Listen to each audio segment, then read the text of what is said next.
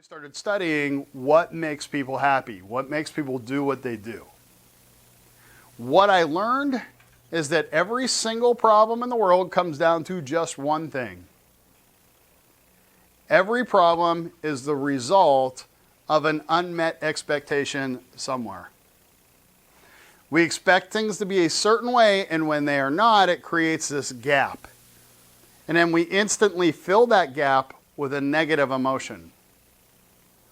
The longer we sit in that negative emotion, the more it begins to affect us. Right? So you don't want to sit in that negativity for too long. What I've done is I've gone and broken this down into 5 areas that we have expectations in. And then I've identified some main things in those 5 areas that will cause our employees to get demotivated. First area is people. We all have expectations about the relationships that we have at work. Some people show up to work wanting to be best friends with everybody there. Other people just want to be able to be left alone and do their job, but they want to get along. Nobody expects to hate the people they work with. A couple things that damage the people category. One is what I call task-first communication. Did you get that report done? Where's that file? We approach people about the work and we don't acknowledge the person. If you don't change anything else, change that first. Did you get that report done? Good morning, Wayne. You have that report ready? Huge difference. Acknowledge the person first. Why do you think people don't do that? They're in a hurry. Yeah, we talked about the Andrew Carnegie thing before, getting to know something about all those people and how drastically that improved productivity. That was one of the best management studies of all time, one of the least utilized today. And today we see task-first communication all the time, and it usually happens for one of 2 reasons. Either it rolls downhill, which means somebody just got them barking at them, so they're going to come bark at you, or they're feeling like they just don't have enough time. They're pressured to get things done. I did a small group study with this recently, and I had somebody tell me flat. She goes, I don't do this. I just walk in and say, do you have these files? Do you have these folders? She goes, I don't have time to stop and chit-chat with everybody. Okay. I'm like, well, why is that? She thought about it. She's like, honestly, because I'm usually about 15 minutes late to work. Okay, because you can't get to work on time, you get to be a jerk to everyone else. Is that how this works? So if you don't fix anything else, fix that. She did it for a week. She told me at the end of that week she had the best week of work she'd ever had. She even said one of the women baked her cookies at the end of the week. It was like, oh, you're different. Right? Drastically changed the relationships at work just by saying the person's name before you deal with them. Sometimes it's just eye contact. At least make eye contact with somebody before you talk to them. I had a job for 9 years where my number one goal was to make sure the boss didn't know where my office was. Because if they came to talk to me, it was always about the work and it was always negative. It was always what you did wrong. If you were doing a good job, you never saw them. Right? We don't want to be those kinds of leaders. We want to be the kind of leader that people can come to and talk to and not be afraid of. Second thing that will damage the area of people is feeling like they are cliques and groups forming and they're feeling left out. So be careful of those kinds of things that are going on. If you have friendships that are taking place outside of work, don't talk about them in work because it alienates other people. That's all. Second category is what I call responsibilities. To me, this is your sense of purpose. We all want to feel like what we do, what we're responsible for, is important and makes a difference. We all want to believe that our work matters, right? What I found with the area of responsibilities is there's usually 2 problems. One is people feel overworked and underappreciated. 2 is they do not feel like they're being utilized properly. not working in their area of giftedness, if you will. Which actually makes sense. Why would you ever post a job to hire somebody?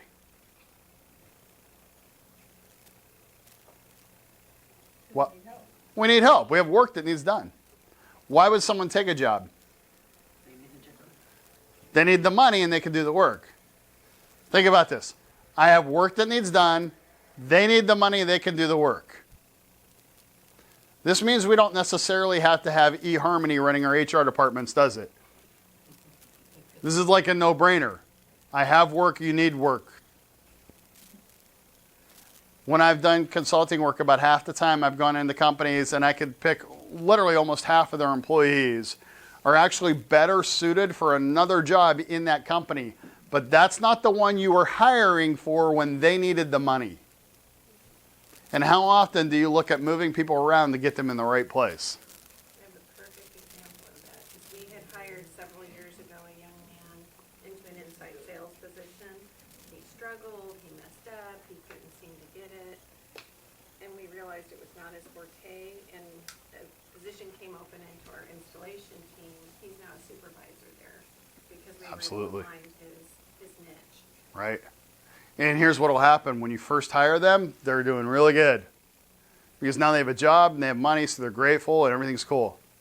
But over time, if they're not being utilized properly, that motivation will just decline. And it's not, I'll give you an example. I had a guy years ago, I was managing this place. We had a warehouse.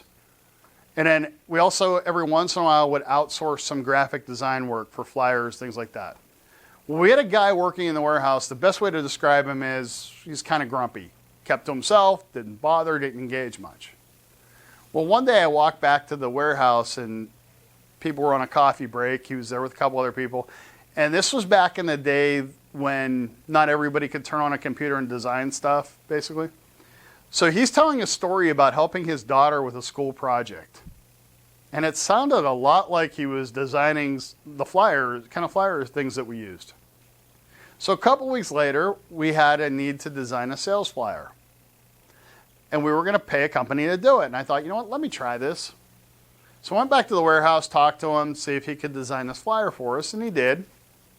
What do you think happened after that? No, we did not open a graphics department just for him. In fact, we never asked him to do another graphic design piece again. But he became a much better warehouse worker. See, his job in the warehouse, he looked at that job as just a job. Anyone can do this. And he was distant and removed.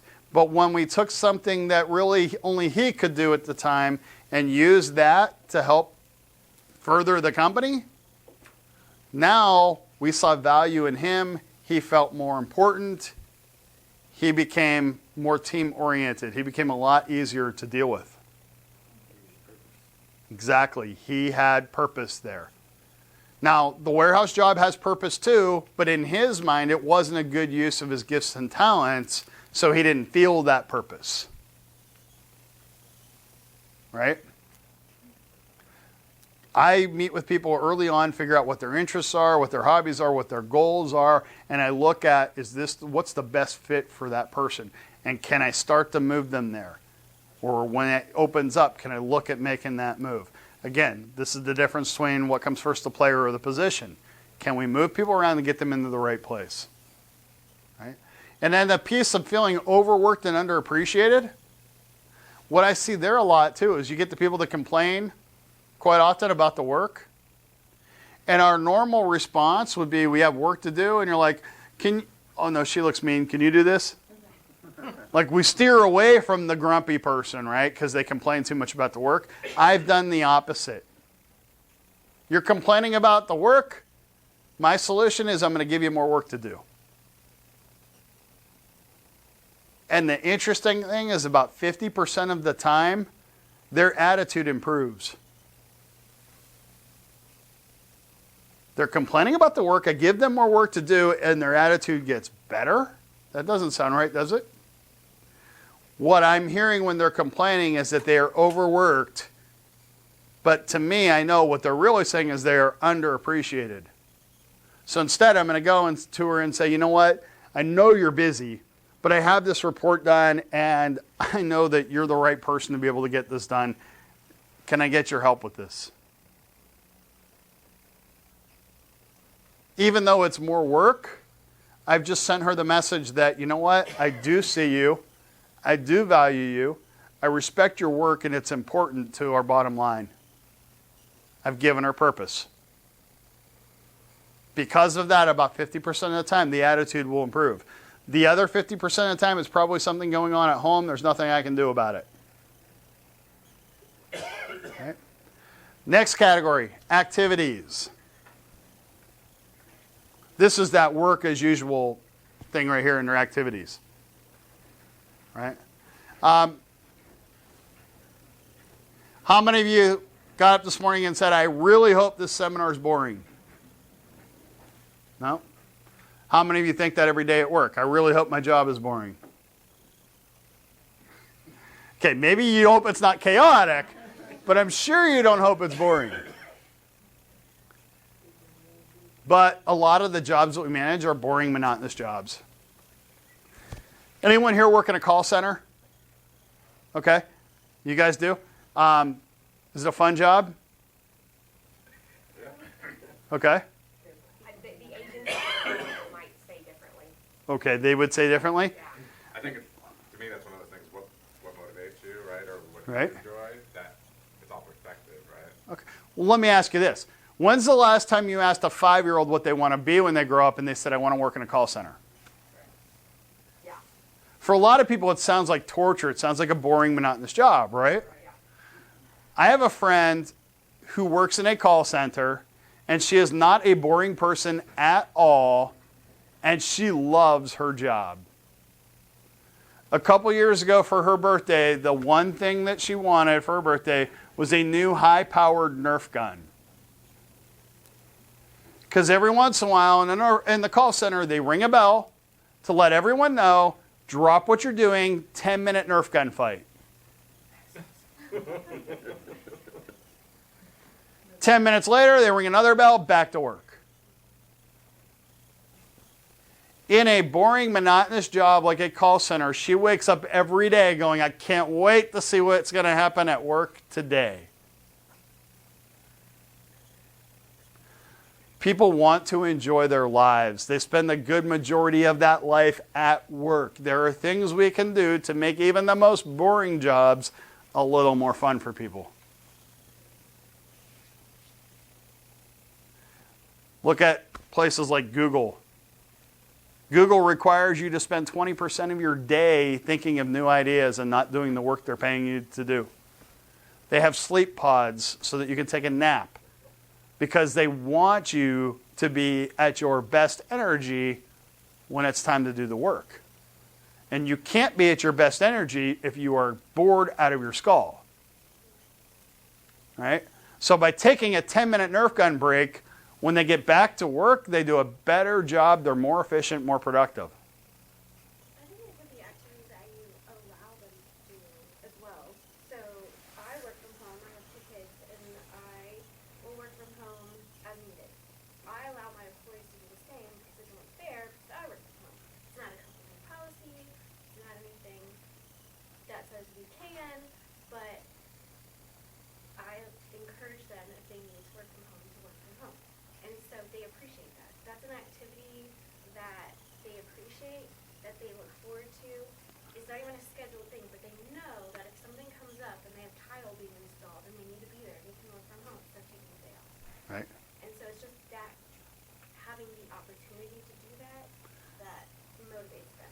And that fits in with that whole management style of not being the old school manager, but figuring out, and you're managing based on output rather than based on hours. So you have to get your work done. As long as you're getting your work done, I'm not going to micromanage you. Now back to the story of the 2 ladies behind you that were talking. If one of your people you can say work from home and they're not getting their work done, pull them back in the office. Now you've got to sit here. You don't get that same privilege. But you're managing differently, that's all. But even on any job, we can take any job, we can do something to make it more interesting for people. And then another problem there with when it comes to activities are people are just leaving work drained and are not doing anything when they get home to recharge. And sometimes it's because we're working them too long, too hard, too much overtime, or the work is just so boring and monotonous that when they get home, they just crash. So we want to get people into their best energy whenever possible. Next area is money. People will complain about money. And usually it's an idea of value. So there's 3 areas when it comes to money. There is need, there is comfort, and there is status. If it's an issue of need, that's a problem that's got to get fixed. If somebody doesn't have their basic needs met, if they're complaining about money, the only solution is more money. They have to have their basic needs met. If it's an issue of comfort, which really becomes an issue of value, that's the scenario we're going to talk about in a minute. And then there's status once you reach a certain level of money. But the big problem that we're going to deal with the second 2, we can't touch the needs one. But with the other ones, it's an idea of value. So I feel like I'm worth this much, but you're only paying me this much. There's a gap. What's going to happen over time? One of 2 things will happen. They will either start performing to the level that you pay them, which means they're slacking off, or they will self-compensate, which could mean they're stealing from you. Usually in today's world, what it means is they're spending a lot of time you're paying them for, and they're on Amazon and Facebook and doing anything other than what you're paying them for. And they don't feel bad because you owe them. Now I have a couple solutions for that. And it is not pay them more. Because honestly, this is a question of value, not of money. If you pay them more in another month, they'll be broke anyway and you'll have less money. I do believe in financial education. If you could put people through a course to teach them how to manage their money better, in the end, they'll have more. You get to keep some of yours. That's a good one. However, an even better solution, and it's a big problem when it comes to money. First problem is I don't feel like I'm getting what I'm worth. The second one is seeing an opportunity. Tell you who does an excellent job with this, and honestly they do a great job with all 5 of these categories, but specifically with money. The network marketing companies. Those MLMs, direct sales.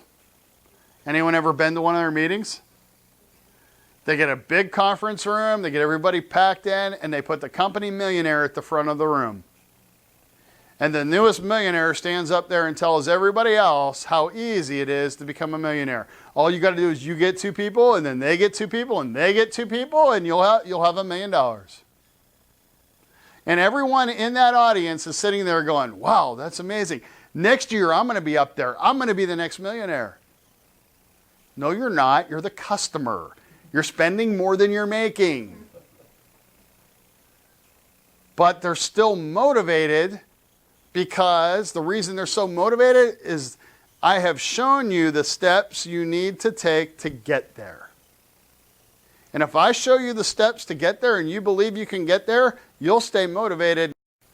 The last category is environment. No one is going to come to you and tell you that they're leaving your company because your bathrooms are dirty. But let me tell you, it makes a difference.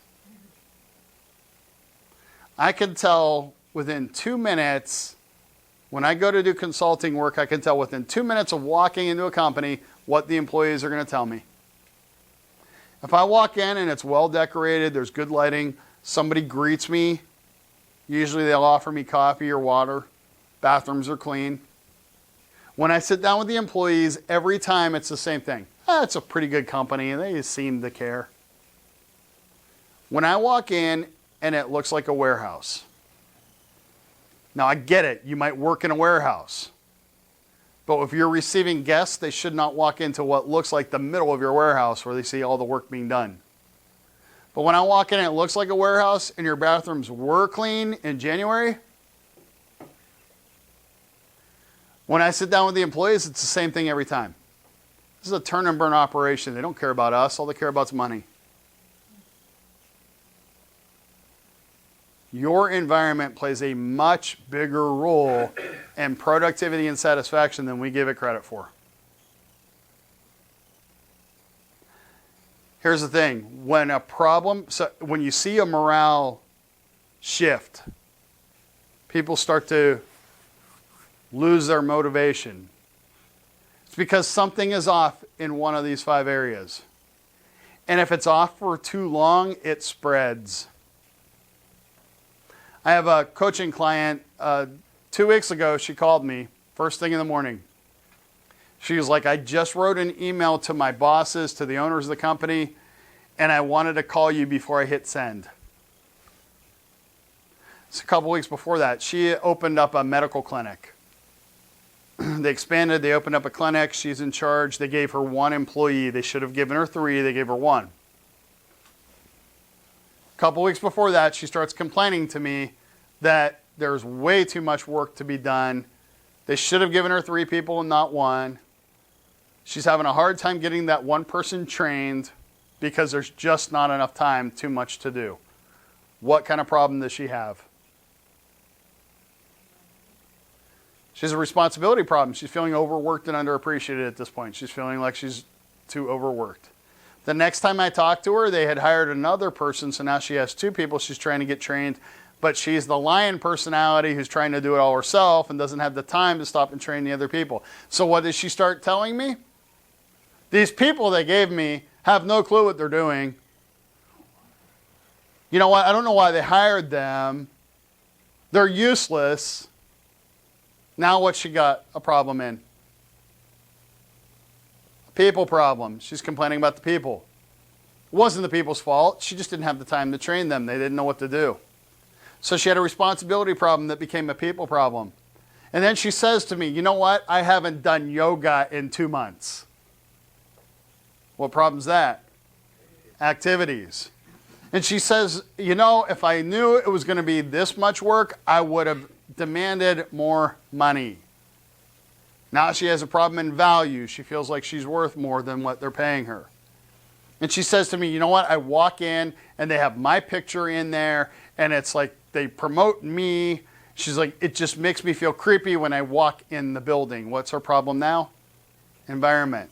She had 1 problem. She was overworked. That problem persisted for so long it became 5 problems. It became a problem in every area because 1 problem wasn't dealt with. And it starts to spread. I am happy to report that last week she was on vacation. Because I pointed out to her, don't hit send, let's talk this through. You have 1 problem. You feel overworked. Obviously, they appreciate you because your picture's on the building, right? They gave you 2 more employees, so they realize it. We have to figure out how you can get those people trained. You don't have 5 problems. You had 1 problem, and we're in the middle of finding the solution to that 1 problem. Rather than go in there raging, just tell them you need time off. You need a vacation. You need a break. Regroup and come back. Anyone ever pulled into work and looked at the building and said, I hate this place? What'd the building do to you? I was demoralized every time I saw it. Yeah. Again, 9 years I pulled in, looked at the building, man, I hate this place. It wasn't the building's fault. It was my boss, who every time you saw them, it was a negative conversation. It was some of the work that I felt like was probably below my skill set. I wasn't being utilized properly. I had a people problem. I had a responsibility problem. Those persisted for so long that every time I pulled into work, I looked at the building, I started getting anxiety about the other problems I was going to face, and now I had an environment problem too. And it didn't take long before I was complaining about the money and the activities as well. We can affect every one of these areas. We just have to be aware of it, make changes, make shifts. Is that helpful? Okay, anyone deal with drama? If you're not dealing with it, maybe you're creating it, I don't know. Right? There's drama everywhere, right? Would you like a strategy for dealing with drama? This is pretty cool. I was working on that last book, and I have a friend who he's basically an emotional coach for actors.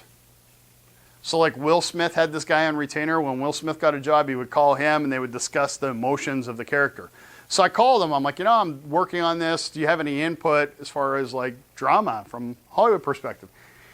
He told me, he's like, I know this other guy though that would be perfect. He's like, why don't you email this director? See what he says.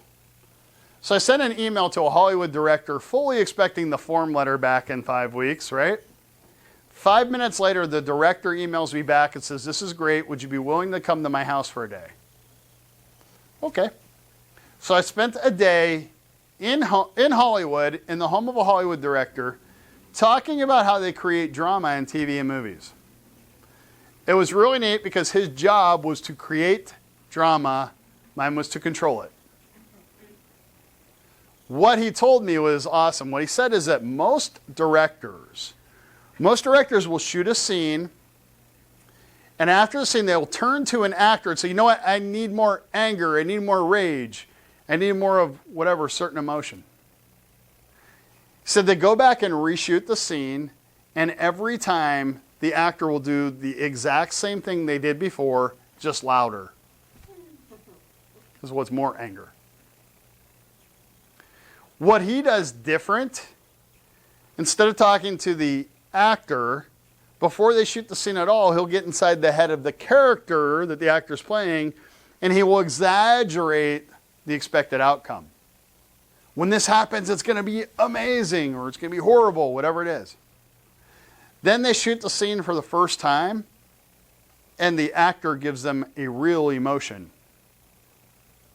Said it sometimes is different than what they were expecting, but it always ends up better because it's real.